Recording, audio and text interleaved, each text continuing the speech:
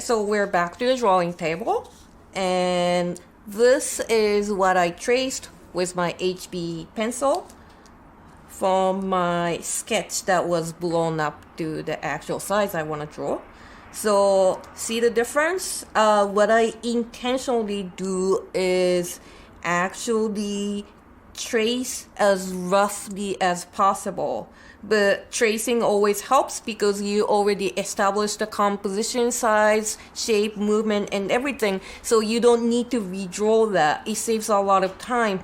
But at the same time, don't go too tight with your sketches because once your inking is just tracing of your drawing, your lines start to lose the energy and spontaneous feeling, and you always want that in your final piece. So intentionally keep it simple, and you can always go back in whenever you're drawing inking drawing started, and then whoops, I need to actually draw the hand tightly so I can confidently ink what I'm drawing because hands are hard. And then if you want to actually draw that in and make it tight while you're drawing, you can do that. Or like you want to establish the face tighter or anywhere else, you can do that. But start from something relatively simple and then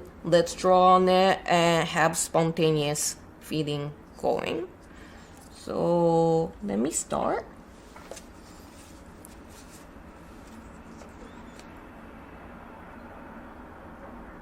I will show you, I will draw quickly a few different spots how I'm gonna draw, and then the rest, because I think it's gonna take like maybe, I don't know, 2 hours to draw the whole thing, maybe more, maybe less.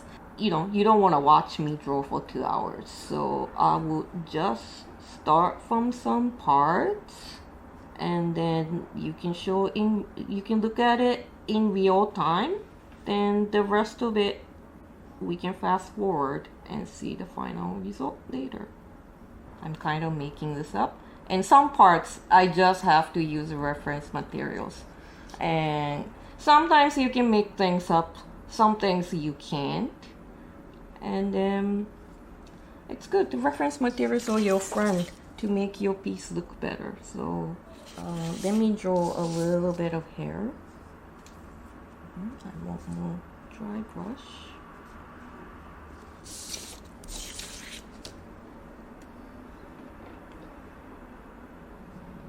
And also, like when I'm drawing these knitted things, I'm also thinking about light source, where the shadow is. So the parts that lifted the most in the knit, it's probably lighter, and then where these blades meet, that's where the shadow is. So if you look at me kind of starting to draw in, and of course I'll go in and fix a little bit more later, but some parts have more textures and some parts have less. Let me show some other texture before I go to the time lapse.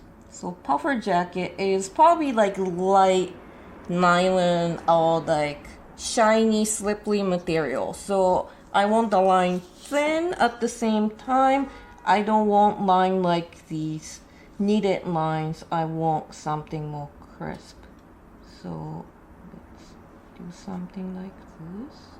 It's almost like, I love making crisp with drawing because it feels like I'm doing Chinese calligraphy or something. So that's kind of the texture I'm making for the puffer jacket. Let me just quickly do parts of the jeans. I kind of want the jeans to be black. And these jeans is a thicker material, so it's thicker lines. It's similar lines to this, but it's a little bit more bold. And what I do, what people think I'm crazy is when you see white lines inside black in my drawing. I'm not actually using white. I'm actually drawing around white with black, and that's why you see the white lines at the end. And you know, I taught many students in past. Some people have the same kind of taste I have in drawing, and they love it. You know what? This is like something you have to love it to do it. I don't recommend anyone to do this who don't enjoy it. This is something, it's hard to explain. It's just like fun. We get into zone and just make these white lines by going around, and like, oh, by the way, you can always turn your paper around. It makes your life so much easier. The point of ink drawing is it's not going to be perfect, and sometimes you feel like you made mistake, and if it's not a huge mistake, I just recommend you to keep going, because when it's the starting of a drawing and you make a mistake or something look imperfect, it bothers you. But when the drawing keeps going, it's part of a very, very small part of a big thing, and it won't bother you so much anymore. Let me just draw part of the cat's face a little bit, and then we're gonna just move on. Okay, so I draw a little bit of part of cat, and what I did was like eyes.